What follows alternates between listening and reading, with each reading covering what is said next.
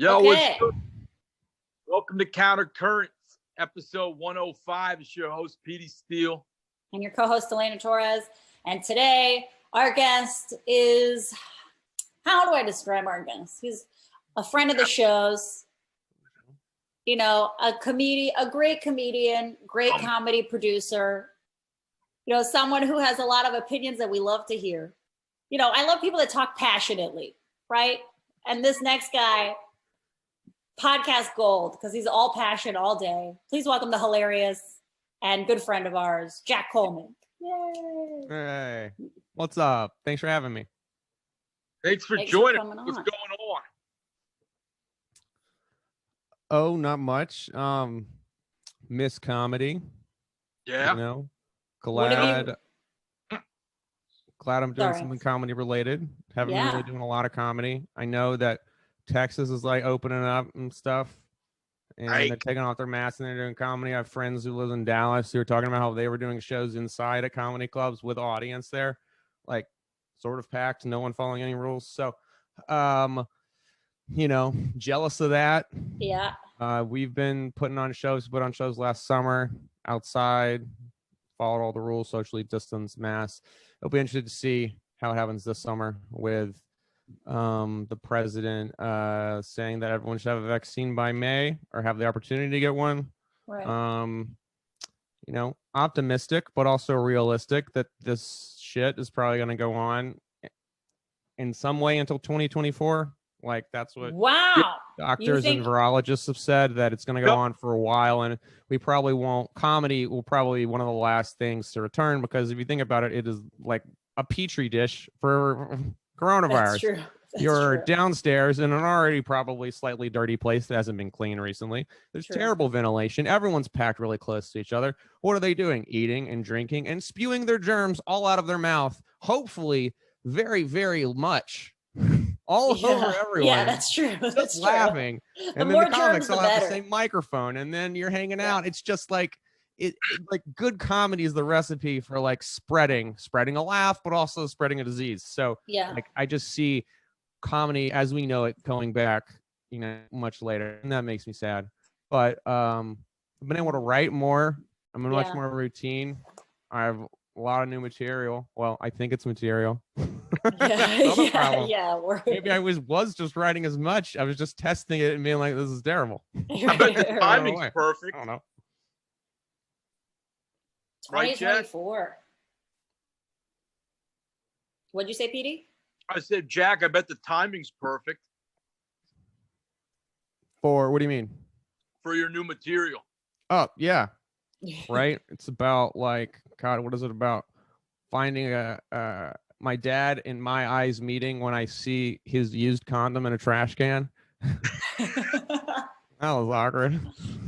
He was like, any questions, Jack? I was like, yeah. Was it mom? Yeah, what's your dad doing using a condom with your mom? I know, a married man. I didn't know this, but I guess he's a feminist. Who knew? That's nice. But also doesn't want her to take birth control, so he's stepping up using the condom. He doesn't want to experience pleasure in sex anymore. Yeah, I guess. Yeah, he's but Catholic. neither does she, I guess. You know, that's Well, where she this might have a joke choice. that is currently being workshopped ends. Still trying to figure it out. Yeah, I mean, I don't know. I mean, I guess for some people it doesn't matter, but I guess for your mom, it's cool. Better that than birth control. And also, like, I was like 9 or 10 at the time. I assume it's been going on for a while. So, like, what are you saying exactly? Like, how hard are you trying not to have another kid? Yeah. How old are your folks? Trying very hard. How old are your folks? Oh, 60s. Okay, yeah, they don't want any new kids. Yeah. Well, this was when I was 9, though. This was like. Oh, okay. This is when I was a kid. Yeah, I was like, you know, in the 90s. Okay, so they were ahead of their time with the. Well, also birth control in the 90s was a lot tougher than birth control now. So that, like, actually thinking about that is doing a big service. But actually, maybe for himself, because like that older school birth control, like the kind of stuff that was around when we were in high school, like, I don't know. Personally, that shit made me crazy. Like I may be crazy now, but with that, it was like sobbing in a room alone for no reason. Just like, I don't think I can do this anymore. Just totally losing it. Because there was only like 2 kinds or 3 kinds back then. Right. Now there's a lot, like in the past, like, 15 years, there's been a lot more. So maybe it was for that. Maybe your mom just got crazier. So it was doing you guys all a favor.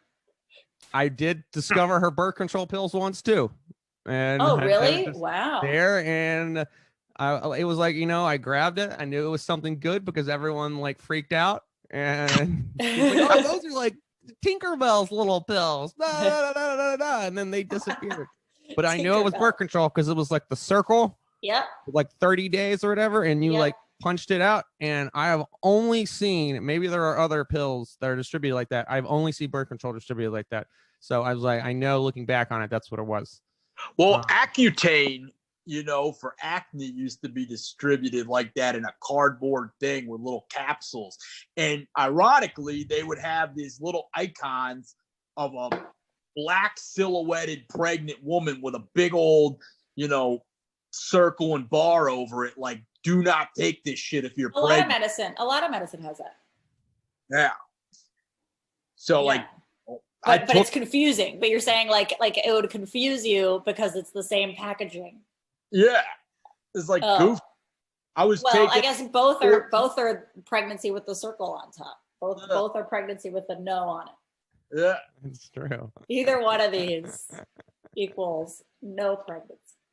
Yeah. So wait, how old were you when you found the birth control? Oh, it's a similar age. I don't know how in the joke it'll work, but it was similar. I just know like the age range because I like remember the house I was in. Okay. And like any sort of changes in the house. I'm very curious as to what was going on there. Yeah, I know. Yeah. I know. I was also very curious as to what was going on. My parents they still are strange people. But like when I was a kid, they hated the neighbors, so they were like, "Fuck these neighbors! We're painting the house pink." Stop. And so really painted the fucking house pink. They didn't just paint the house pink. They went and got pink siding. Okay. Stop. They had to like custom make the siding. You get siding because it's cheap. The siding wasn't cheap. They custom made the siding, put the siding all over the damn house. Pink. Yeah. That's so Barbie funny. pink. Like it looked like I was coming home to Barbie's dream home.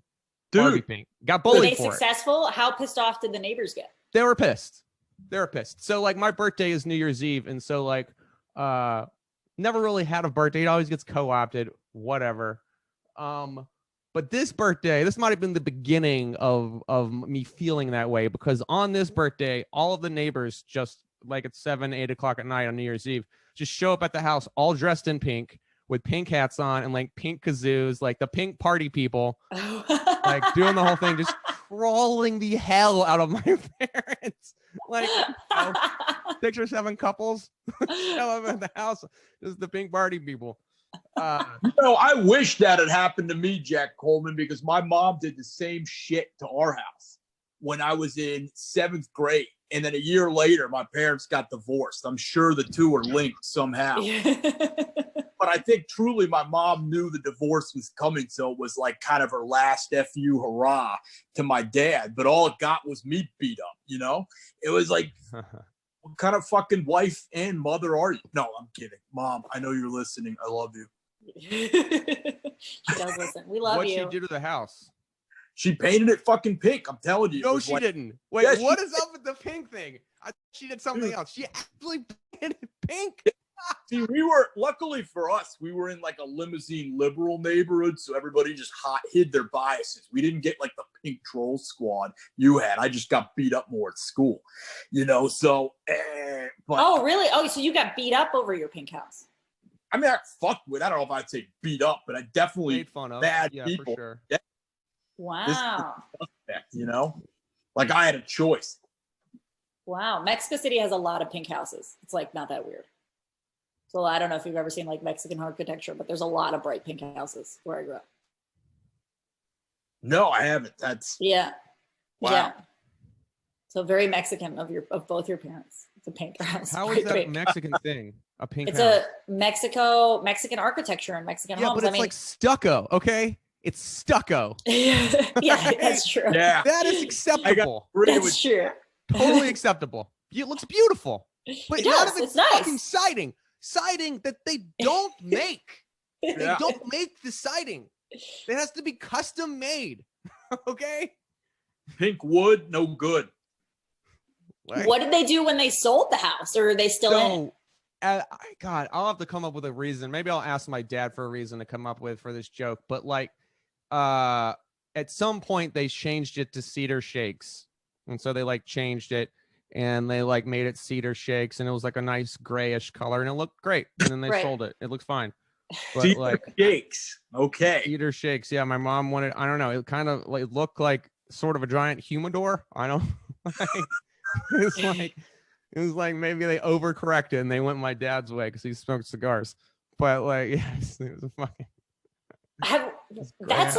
Were they always that level of petty? Like, did your mom get in fights with other people at school, like other parents at school style? Like, what?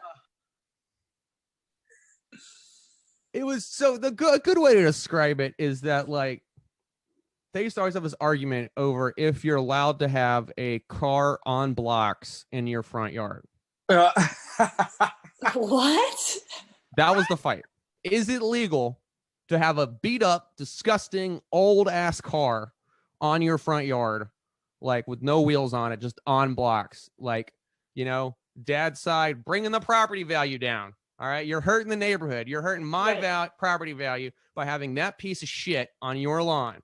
And my mom's like, but it's my property. I can do with it what I want. Personal property rights. What about my liberty? But my dad's like, well, your liberty is infringing on my liberty because it's making the neighborhood worse. And then this whole fucking thing goes round and round and round. All right. I don't know if my mom, I don't think she'd really experienced eminent domain. Okay. Like legally, dad's 100% right there for most of the cases. Okay. But like they would just, this fight would go on. It's still going on. They still argue about it. It's almost like they find something to argue about. And so they argue about that. And so that whole fight sort of turned into the pink house situation, which was like, my mom was like, fuck the neighbors, fuck all of you. This is my house. I don't care if you have to look at it. It's going to be pink. And then my dad was like, you know, happy wife, happy life. I don't fucking care.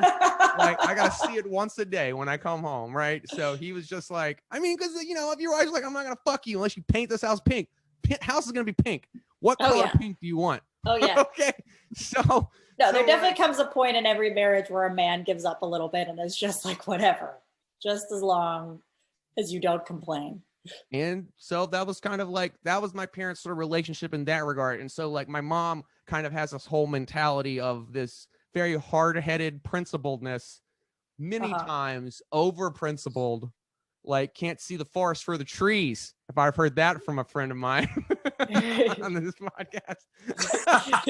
Like, yeah, that is, and even to this day, like logic and reason in a lot of aspects just doesn't, it's like people think that like Trump didn't create these people existed, he just whispered. And they sort of, it's kind of like cicadas. Right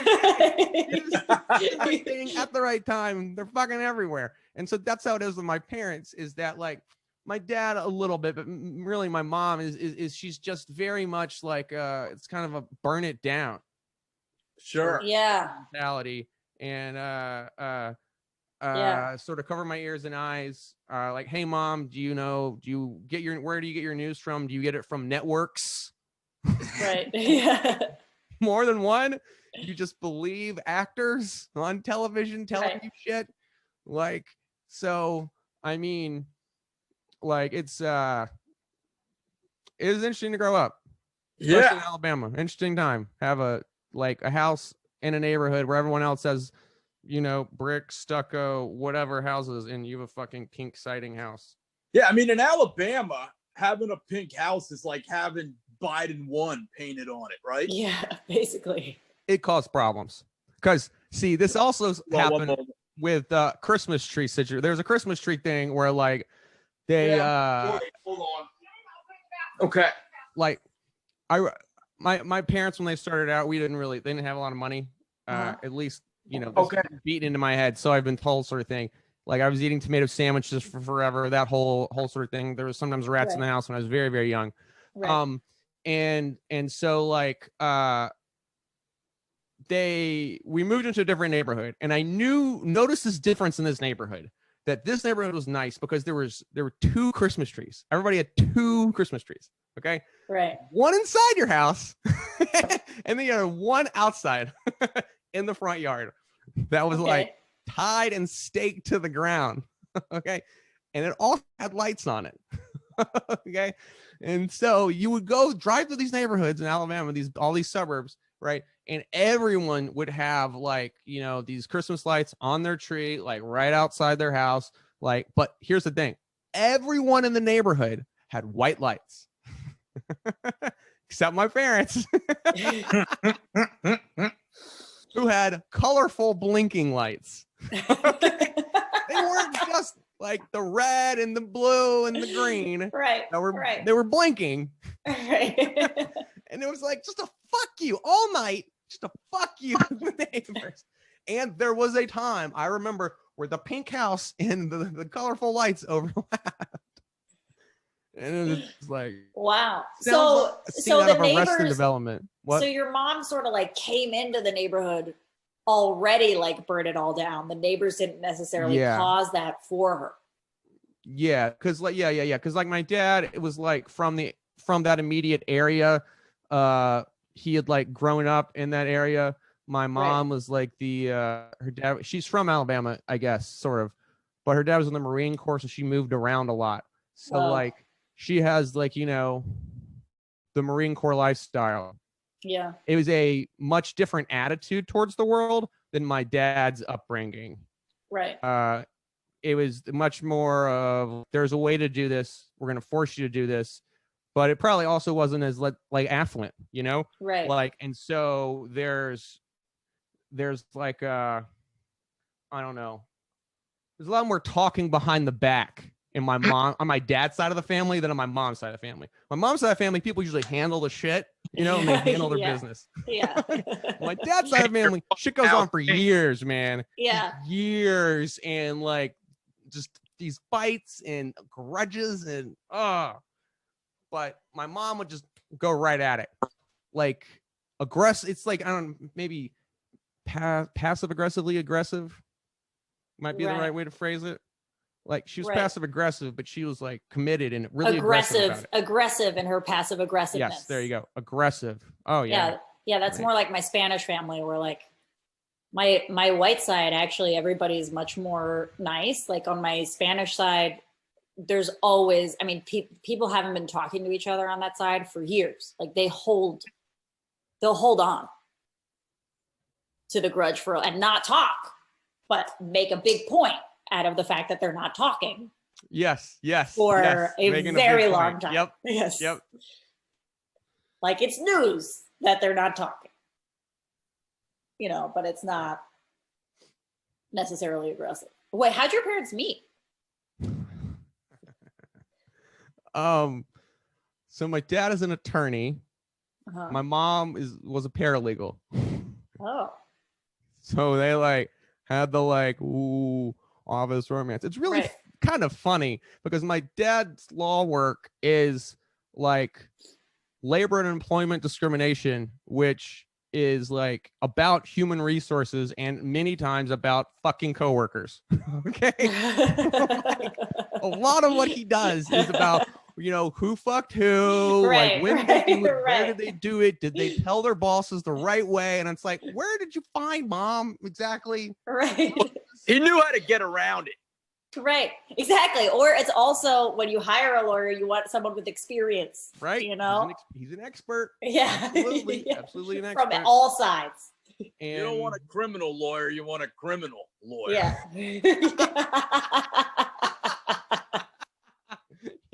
Yes, exactly. So yeah, that's how they met. They met at work, and then I guess one thing led to another. My dad was the first man my mom ever kissed on the first date. Really? Yep. She said that 100 times. Anytime she, I guess, was asked the question you just asked. Yeah. How'd you meet? Yeah, very much so. Like, That's quite a cherry to pop at 25, you know? yeah. No, it wasn't the first guy she kissed. It was the first guy she kissed on a first date. Kissed on a first date. So, Yeah. you know, But I very guess that's much true. like clinged to it. Like cling to it like it was righteous. Do you Like believe her? righteous. Like people who kiss, who do it multiple times. Sluts. Yeah. Like, yeah. it's like, whoa, all right, mom. Like some people develop differently, let's say. Like your son. Yeah. He Yeah. was kissing lesbians when he was in 6th grade. You know? Like, that Hey, was depressing. you're from My first Roy kiss. Moore. You adhere to a different set of standards, you know? Right. Yeah, it's bizarre. It's bizarre. Well, like my first kiss, I was the last guy she kissed. Okay, so that's a whole nother, segment in my Right. head, like a whole situation there. Like she never kissed another dude. But like, yeah. Yeah. That first date trope. It's still, I mean, I feel like that's still around, even though I think I think the moment, and I say this to Josh all the time, like the moment my husband fell in love with me, because I also, in fact, kissed him and maybe some other stuff on the first date. And before I left, I just looked at him and I go, I never do this. Ah! And then I started laughing and left. And I just saw this look in his eyes where he was like, I love this girl. Like that was it. I just knew, like you can tell, I just saw in his eyes. I was like, got it. Yep. Looked up. PD Steel fans listening, you know what way. Glock 9000. Yeah. I was like, that's it. Yeah.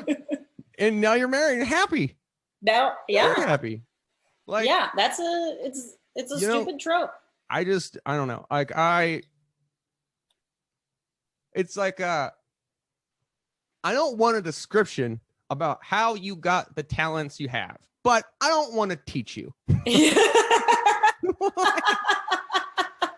Don't like sit me down and be like, well, I learned this from Bob, and then I learned this from Jason, and now you're kind of a Bob Jason, so I'm going to combine those two on your dick. No, but I don't need you watching a video or like. Right. Yeah, we don't need the prepared. autopsy. Yeah, exactly. You don't need to know. You don't need to know the training history, just as long as you got it. Right. That's hilarious. And they say like you get together if you're younger and you like grow together, and that's good. Yeah. That's cool. Yeah, exactly. That's cool. Even though, I mean, I can't imagine having married someone that I met like in high school or even in college.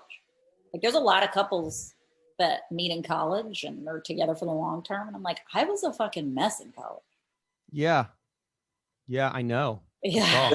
I agree. 100%. Have like even the last 5-6 years have become a sort of an adult that like someone else can count on. Yeah, that's true. I have to be able to count on myself and like have rules I hold myself accountable by. Right. So that I can try and like hold someone else accountable, help someone else, like, right. What's the most non-adult thing you've done as an adult that now you don't do? What's the thing? Like, I don't know. Here's an example. Like when I first moved to LA, to the US, I also like didn't have very much driving experience coming from Mexico. So I would just park in the red all the time, like in front of a hydrant all the time, and get a ticket and be like, what's this? And I learned my lesson, obviously, and just like because I didn't really understand what a ticket was, and just park in the red when I was in a rush and be like, whatever. But after you get your car towed enough times and you have to pay enough money in tickets, you figure it out. But have you got, either one of you guys, what's the most like non-adult thing you've done like that as an adult? Not that you don't do anymore. It's a hard one. I don't know. Jack, any ideas why? Dude, I was going to do the same thing. I was going to be like, I don't know. Petey, you want to take that? Maybe that's what we got to stop doing. Not having like a ready answer for every fucking question, That's true. Well, like, I mean, I've done that. I mean, I've gotten so many tickets that my car got towed to the impound, and I got a letter saying we're selling your car in 2 weeks. Just some like tickets, parking tickets and stuff. Nothing Right. else. what's the least adult thing I've done as an adult, like this week? Yeah, I mean, I'm talking about like little shit. I don't mean like really deeper than that. I'll say this, like oil changes. I didn't used to do them every 3 months or 3,000 miles. Okay. Or whatever. Oh yeah. Now I'm on the motherfucker because I know, especially having an older car, that there's going to be other shit. And then we have to kind of like budget out how we're going to deal with this and what needs to happen. You know what I mean? Otherwise, you break down the side of the road. And I've done that. I've broken down like by the beach. And it's like, holy fuck, how are we going to get across the Bay Bridge and get home, you know? Yeah. I'm not doing that again. Yeah. I've been there. I would say like probably a routine. Oh. Because there's a really good Bible verse. I forgot where it is. It says something like, when you become an adult, you have to get rid of your childish ways. Right. I don't know where it is, but you know, I think it's a good verse. And I think for me, one of those is a habit. Just getting in a routine, getting in habits of doing things. There's another good quote saying that's like greatness is a habit. So like it's not, you don't just become great at something because you want to, or even really because you work hard. It has to be a habit. It has to be something that happens every day and your body knows the groove of, so you can, create the originality and all the fun and all that stuff you want to. So having a giant calendar on my wall where a whole bunch of shit is written each day, right? I do these things, having a habit, now that it's a pandemic, making sure I shower and brush my teeth almost every day. That's what I was gonna say. Like that's actually a really hard one, I think, for anyone, like independently of being an adult, like during the pandemic. Like that's like, I think we've all struggled with that. Self-grooming in the age of no social interaction. Right. Because like I don't have the flowing, like wonderful facial hair that you have, Petey. I don't have hair follicles on the right side or the left side, so like it's just around like my mouth. It looks really bad when it comes in, but you can't see it with a mask on. Like there have been times where it's been like usually a shave every other day. You can't notice, but at all, it doesn't even like you can't even notice. But on stage, I'm very cognizant of it. Now, with a Zoom call, it's hard to tell. Like I've gone a week and then looked because I'm going out the hallway to go, the place or wherever I'm going, and like mask is on, can't tell anything. So like not having to be held accountable by other people. Yeah. Just not having to look in a mirror, if I'm not gonna shave. So being an adult, shaving. Yeah. That's good. Doing that more. There's something to be said for that, hygiene. I think not just feeling better, but like you'll march out of the house a lot more confident and like, ready to take shit on, even if you come home that night and you didn't get anything else accomplished, like you're at least like, you can go to bed clean a little more, Let's assume you wash your sheets often. I do that too. That's something I didn't do for a while. That's something else. Yeah. Well, I always swore to myself that like I wasn't gonna look like one of those tired moms. Like that look, like those moms where like the hair's bad and they just look shitty. Like they just look tired and they look like everything was put together really fast. And it's just like I always swore, I was like, I will not be that. And then 3 months in, the pandemic happened. And at some point I looked in the mirror and I was like, oh my God. Yeah. It happened. Like, that's a different situation. I mean, I will say, I'm so interested to see how the world changes because of the pandemic in the small ways. Like, I'm really interested to see how it affects kids and like school kids having a year or two taken away from them. That's social development. What is that going to be like? How is that going to change their lives? And then also for like of the friends I've had, and there's been a bunch who have had kids during the pandemic. Oh, wow. In particular, and I think this is a good thing, the ability of both parents to stay home, the bonding that's going to happen with this kid. Because, I'm not a doctor, but like the first 6 months of having a kid apparently are very important to bond with this thing. Well, whatever it is. And so it's, I want to know what that effect is going to be like in 5 or 10 years or in 30 years. So, you know, how is that going to affect the development of the child? Is it, you know, going to cause less daddy and mommy issues? Like, is there going to be more trust? Or maybe more. What is their thought process? How are they going to judge people? Yeah, or maybe more. I mean, we definitely fall into that category because she was 3 months when she was born, and then my husband, now he goes to the office, but he didn't go to the office for like until July. And so she was like hanging out with the two of us all day, every day in that like critical time period. And for the two of you, like a lot of times one person has to be at work, one person is at home, at least for some of that time, you know, I mean, like the paternity leave, maternity leave, like, you know, like I think it's very different, particularly of the couple's relationship, of the division of the time, the like quote unquote fairness of dealing with this little shit. Okay? Of like the trust there. It's not just the baby. I think it's going to also change how couples interact with each other and how they view the rest of their relationship together. Like there's just so many things I'm just interested to see happen. And if there's some way I can make money off of this, right? But I don't know how to do that. Right. Well, that's the thing. Hotel stock. Who knows?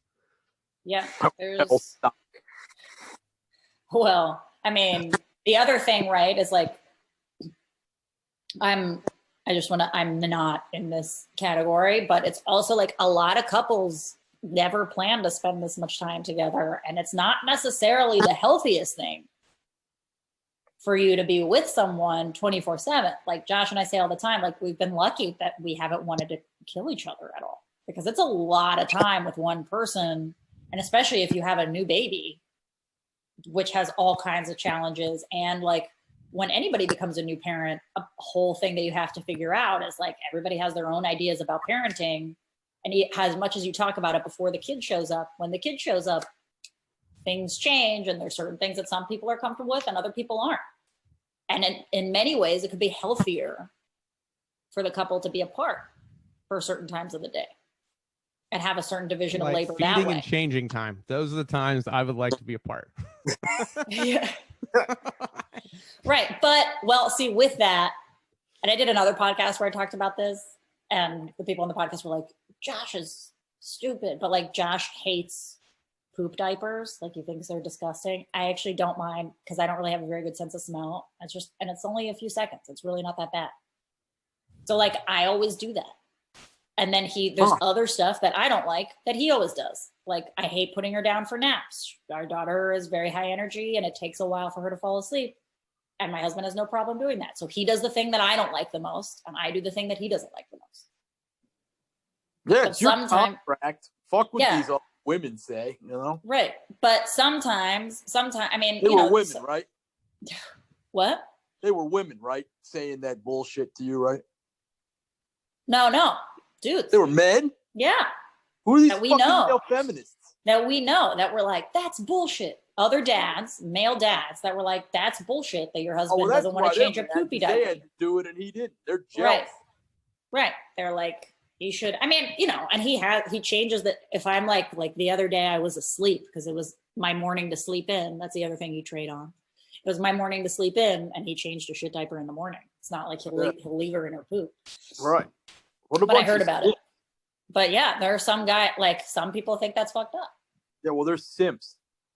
Sorry, passionate about this. Well, they're just judging your relationship through their relationship. Right. But doesn't everybody? They don't. Yeah. To a point? I mean, I guess. I used to have a girlfriend. I think you met her, Elena. I met her years ago. Yeah. Wonderful woman, wonderful person. Mm-hmm. Just from a structural standpoint of my own personal growth, especially looking back on it, we couldn't stay together because there's still things I had to figure out and decisions that had to be made, and like lines that had to be drawn, lines that like the two of you clearly are mature enough and understand each other enough to draw and know like where that give and take is, right? Whereas like at the time it was just messy and I didn't understand that sort of thing. So like I would just say that like I have realized that, you know, like I don't know. Also, like it's also like in a fucking House of Cards. It's like, all right, don't judge their relationship. Don't judge the Clintons. All right. Right. They're not fucking. Okay. They're not fucking. Yeah. Right. I would like to see a paternity test on Chelsea. Okay. I'm just saying. Maybe they did at some point, but like and this is me obviously judging their relationship. Right. Well, I was about to say, you think she's fucking around too? But no. But what I'm saying is that, like, by me saying that, I'm saying that you, like, I don't know the deal they made. I don't know. Right. It's like, as long as they're happy, right. Cool. All right. Just don't hurt anybody else. But I don't want to judge your relationship. And that is something I don't think I understood when I was with that ex-girlfriend. I didn't have the perspective to look at someone else's relationship and not judge it through my relationship. Right. You know, and, you know, I mean, you and Josh seem great. It's a great energy. There's a great energy of like the foil energy. The craziness and the not craziness, like they match up appropriately. Thanks. Okay. What you're crazy about, he's not crazy about. What he's crazy about, you're not crazy about. And so it matches. So that's fair. But I mean, still even we have a pretty good relationship, but even I think for a lot of people, like during the pandemic and when you're together all the time, like there are definitely moments. And I think anybody who says they haven't had like tough moments in their relationship during the pandemic because you're together all the time is lying. Yep. Like I want to go on a vacation with people. Okay. It's just been me. You probably want to go on a vacation by yourself for a month. Just only you backpacking through Europe. Right. Okay. Yeah. But the thing is, now I don't have that option. That's a dream. I don't have that option.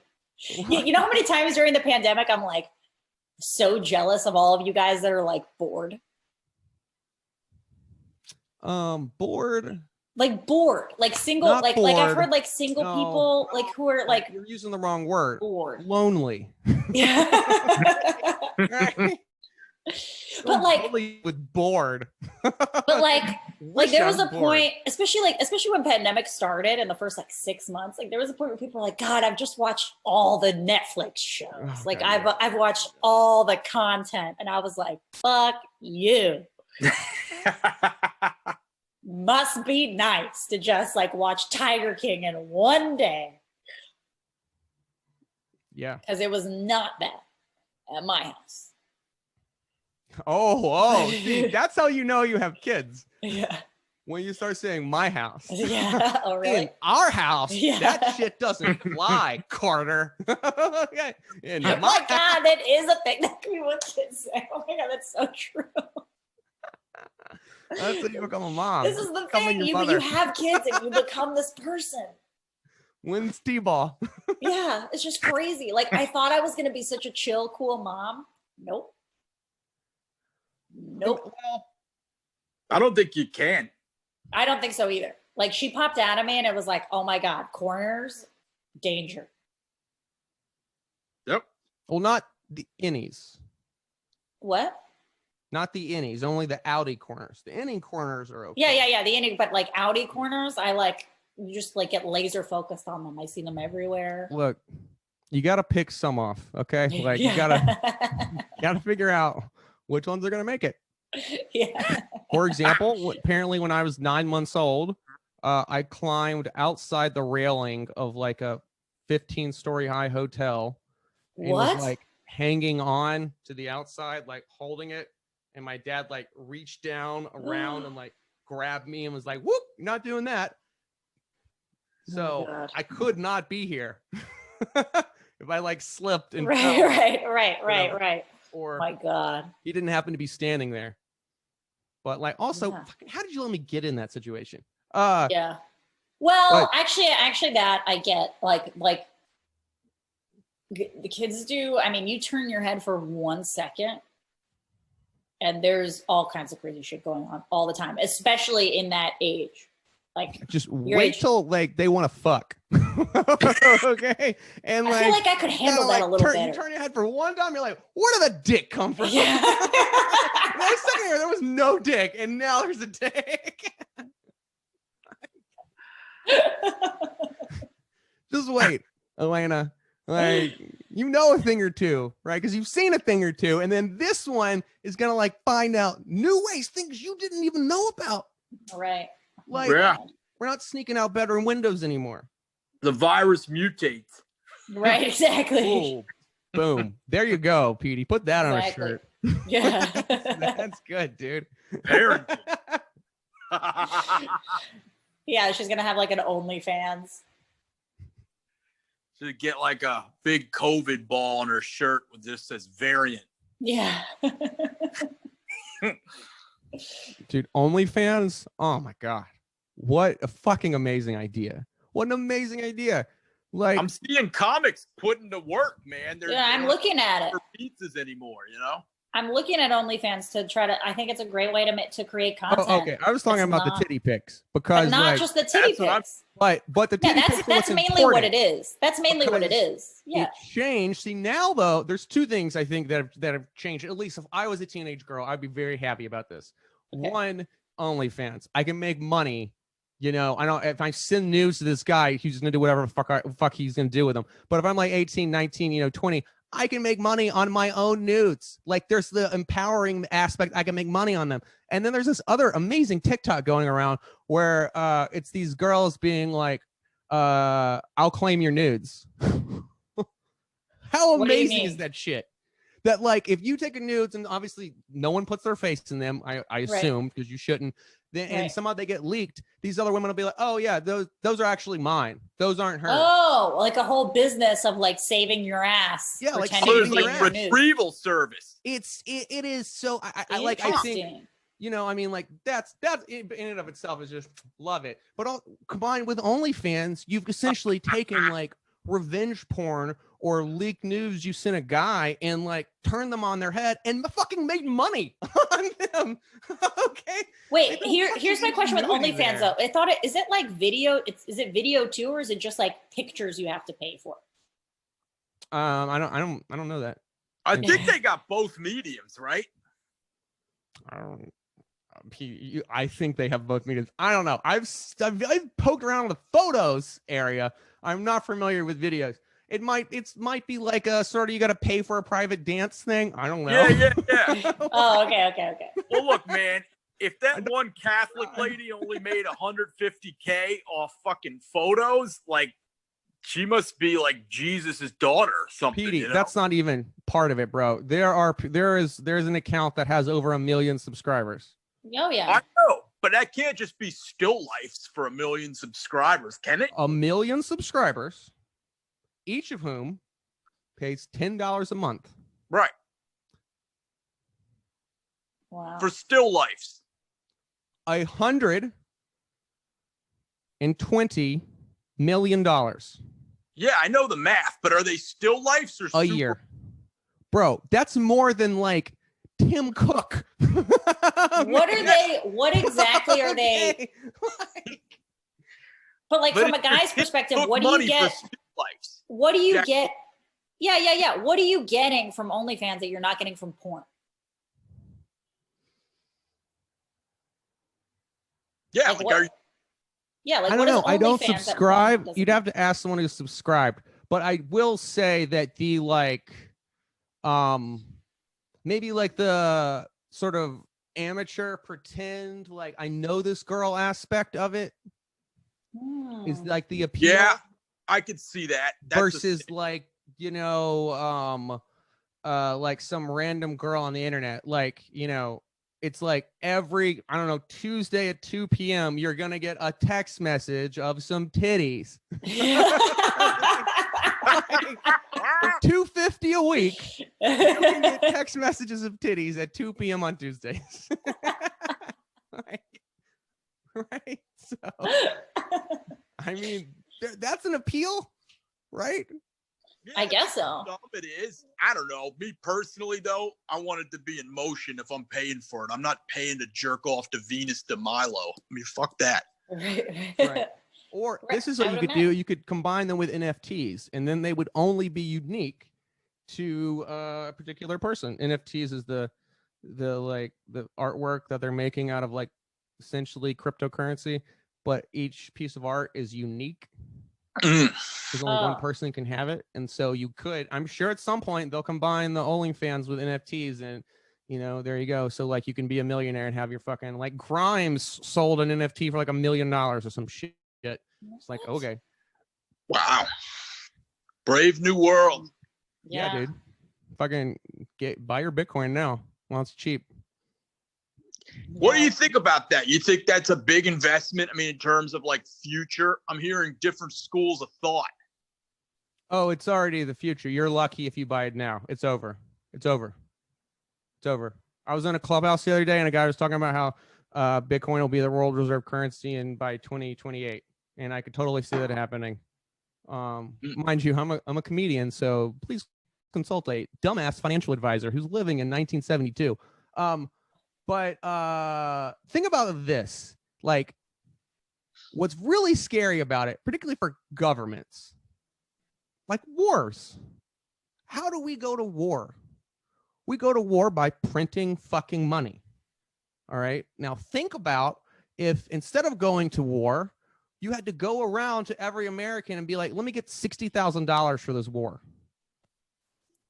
You're not going to fucking go to war.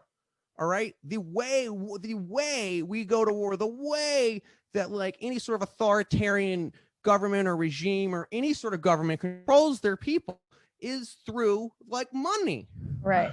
You know, there's a Rothschild quote that's like, let me control the purse strings and I don't care who runs the government. Something like that. 100% true. So now if you have money that does not rely at all on any sort of government or any sort of like federal entity, and that money is essentially like mined in a non-governmental way, okay, then you don't need the government in the way it is now. You're not going to have bloated budgets. You can't just print more dollars. You can't just print more Bitcoin. There's a process that has to go on it. And so, in fact, it's going to substantially bring up the poorest of the poor from the very, very bottom. And it's going to have a little bit more of a, check on the very rich because they can't just make more money. It's much harder to manipulate than the general money supply. So just by that one intellectual argument, I think that fiat currency is dead. It just is a matter of how long it takes. Well, I mean, it makes sense just in the main direction our world is going. Like paper money doesn't make sense. Right. It's in Bitcoin there's a lot of people who think Bitcoin is just like gold, right? It's an inflation hedge. You're hedging against inflation. You're hedging against the Fed printing more money. Do you know that 40% of all American dollars were printed in the last 2 years? 40%. Absolutely. 40%. Yeah, that means the inflation is absurd. So like we just print money. We can print money to give to rich billionaires, but we can't print money for reparations for black people. Okay. Because you know how much that would cost? About $2.5 billion. That's about what all these fucking PPP bills have been.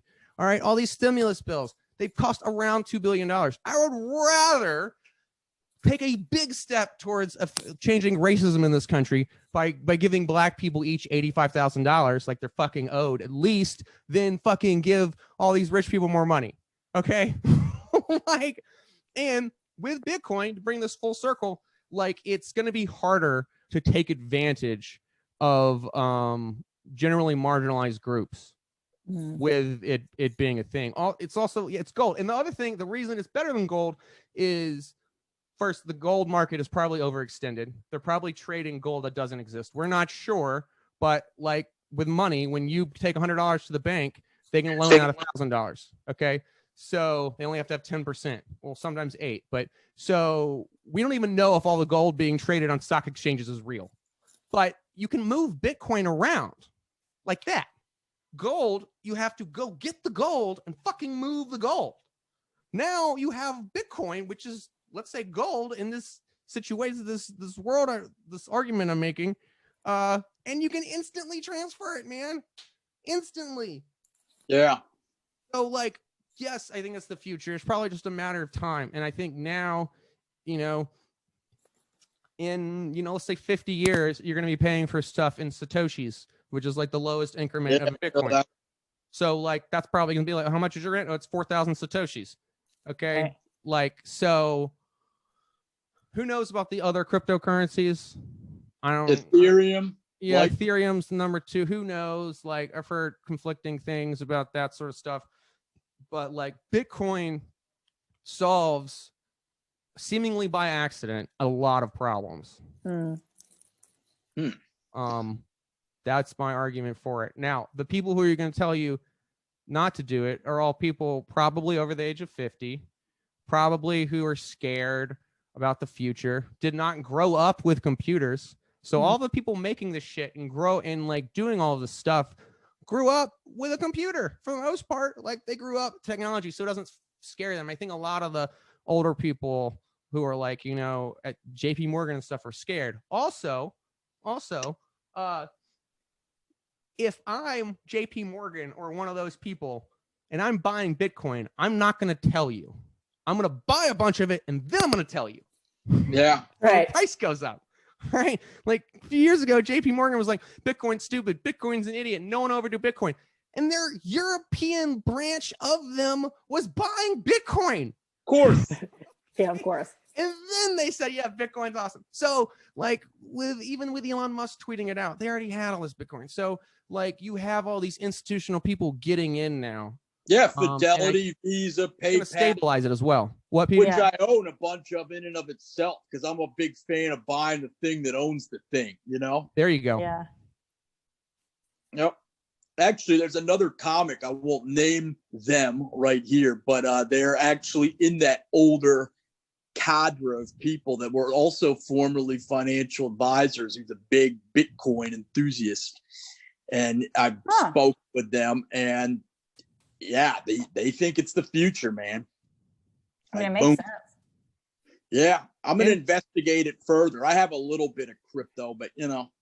Jump on Clubhouse and listen. That's one of the things I really have liked being Clubhouse, because like the candid conversations you can have with sort of random people, and like they will give you information that you're not gonna find it on TV because it's sort of on the record. I don't want to go reading through Reddit. You can ask them questions. Like I know there's Clubhouse wants Clubhouse to be like one thing, and that's fine. It can go be the thing, but like it's also really good for these just candid conversations. One like a week ago, there was a Holocaust survivor who was in there. There was like 20,000 people in the room, and they were just asking him questions.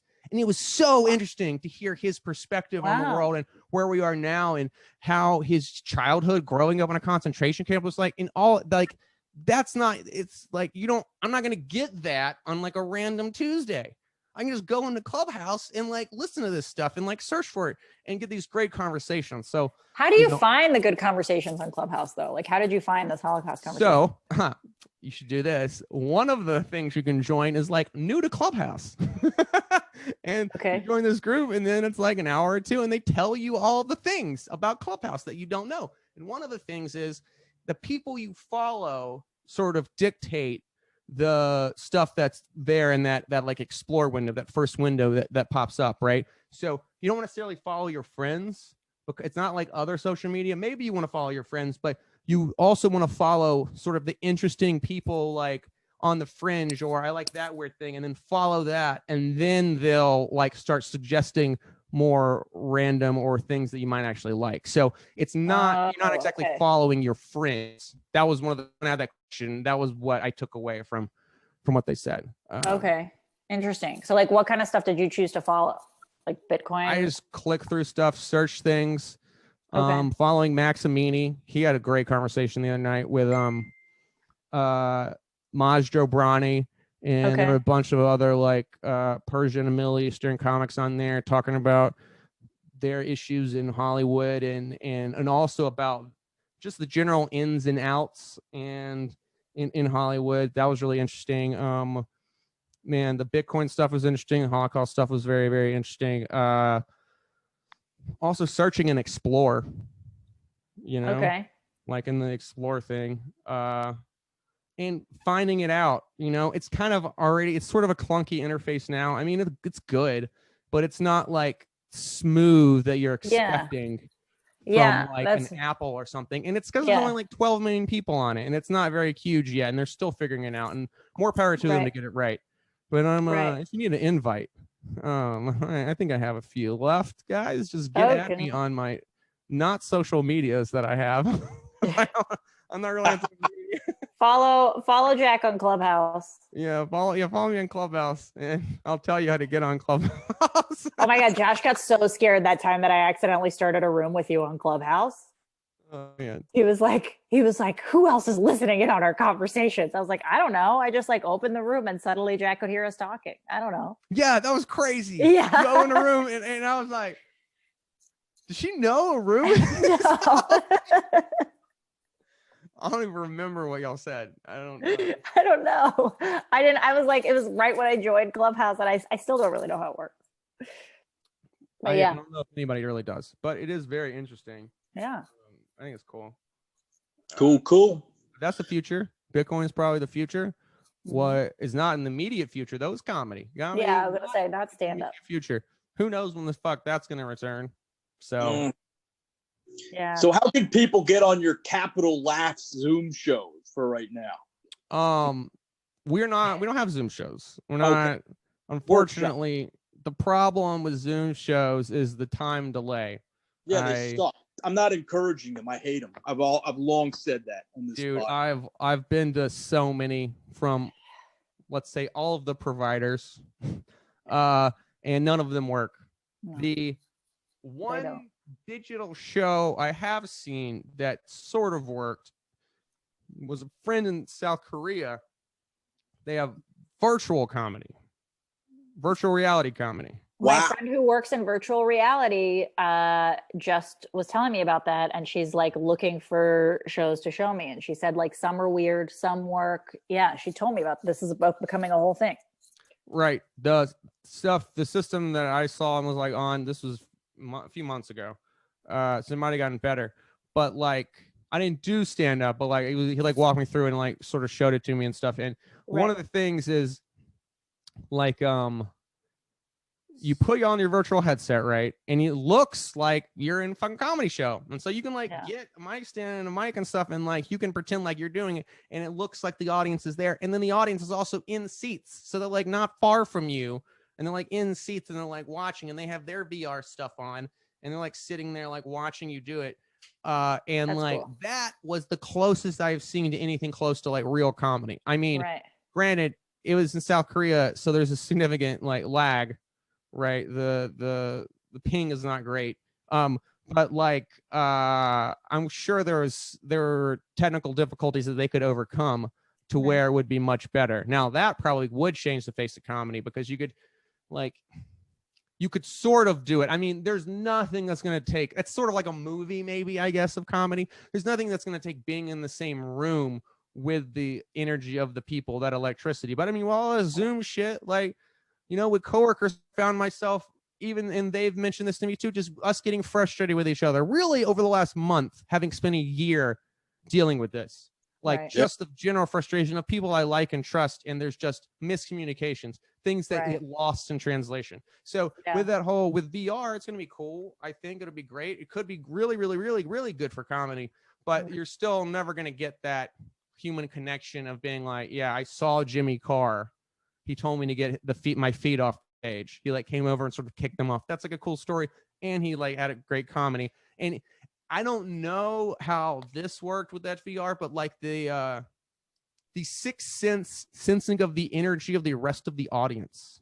Totally. And like, that's what makes a comedy show really, really special. And a movie, if you go see it, is the like reaction, visceral, accidental, immediate reaction of the audience members around you that you can like feel. You can like feel the loudness of their laugh on you, you know? And like there's a whole experience there of you losing yourself in the audience organism, which I don't know if VR is going to allow you to do. Yeah. You can't read a chat room, you know? Right. Yeah. Right. It's you can like read, because like I don't know how you would like read the shifting. I think that's absolutely right, Petey. Read the shifting in the chair of someone who doesn't want to be picked on, you know? And you're like, I want to avoid you. I realize this is not going to be fun. Let's go talk to this person. So like just being able to that split second shift of knowing can derail a set. Okay. But like having that little experience of, you're not making eye contact. Got it. Okay. And so like, you're going to lose some of that. But as far as a comic, like in the timing and interaction, it was the closest thing like I had seen. But like the Zoom shows, man, I think at the beginning of the pandemic, it might have even been better because now it's people's lives have just been taken over by Zoom. Like you're Zooming with your friends, you're Zooming at work, you're Zooming all the time, everywhere. All you do is Zoom. So it's like, it almost is like, this is work. Yeah. This isn't fun now. What'd you say? What was that? Fuck, your mic's off, your mic's on, all that shit. You don't want that chore. You want to have a beer and sit in a chair and laugh. And you can't do that on Zoom. And so I have felt, having talked to a bunch of people and everything and experienced it myself, that it would not be conducive. There are way too many unknowns that you have to overcome, like to make work. And I don't know, from a branding perspective, I know it's not going to be good. I know that if you came to Saturday at St. X, okay, it was going to be fucking gangbusters, and it was going to be every week. Okay, with the Zoom shit, don't know. But one of the reasons I knew it was going to be good on Saturdays at 8 is because I had spent 3 years fucking around, fucking up on shows, and I mean, and having people help and me and us do the wrong thing and say the wrong thing. And with Zoom, there's no learning curve there. You know, it's like really so. I don't know, man. I can't bring myself to produce a Zoom show. I just can't do it. I would rather send out. That's when we did that TV show for a little while, and are biding our time during the winter, and will hopefully return soon. I hear March is going to be warmer, so we'll see. Exciting. So on that note, you can probably check us out this summer at the Loop, which is in Alexandria, Virginia, and then periodically at places in DC. We will not be checking vaccine papers, but we will expect you to like have a mask. Some places you might bring your own chair if you want. They're all going to be BYOB because no one really has like a liquor license. We're not going to sell you anything. The shows will either be free or $10 so we can pay the comics. And they're good shows. They're not, again, Saturday St. X A+, but there's been an A show. There's been a show where there was like 40 people spaced the fuck out, but it was a really good show. So the thing is, as a comic though, like those were happening 3-4 nights a week, 3-4 times a week. You get on that show. Now it's like every other week. So even when there's shows, it's still changing how you're able to do comedy. So it'll also be interesting to see how comedy happens when it comes back. I'm also worried because like all of the new comics we've lost over the last year, there's not going to be in even 2 years because people who have been doing it may not stick with it. So like you're going to lose a lot of new comics. And then when we do come back, there's going to be, an over eagerness of comics, which is going to probably lead to the varsity, if you will, getting all the time. And there's not going to be enough shows because at one point there was 40 or 50 good shows a week in DC. When this comes back, maybe it'll be 5, 10. So there's going to be a giant bottleneck. It's stifled an entire development of a generation of comedians and comedy in America that we're not going to know for 5 or 10 years. And it's going to suck. I mean, you remember comedy boom in the 80s? Like it's what? I said we're encoding failure. Yes. We're fine, dude. Buy Bitcoin. Whenever this podcast comes out, I go buy some more Bitcoin. Then you should buy. Yes, sir. Well, Jack, thanks so much for coming on. This has been really fruitful for all of us, I think. And yeah, sure. And houses and Bitcoin. There you go. Yep. Yeah. Fuck yeah, man. That's all you need in this life of sin. What do you got coming up? You got besides the Loop? Anything fun, shows, anything? Check out the website, capitallaughs.com. Capitallaughs.com. Capitallaughs.com. CAPITALLAUGHS. Fantastic. And we'll take a moment to plug our Countercurrents showcase coming up March 11th at 7:30 p.m. It's going to be, of course, the two of us, but then Pete Bergen as well as Lafayette Wright as well as Ross Benoit, and as well as Christine O'Day. So it's going to kick some fucking ass. You can get tickets at the Arlington Cinema drafthouse.com. And follow us at Countercurrents and at Elena Blondita and Steelborn DC for more tickets and chances to win other tickets to fun events.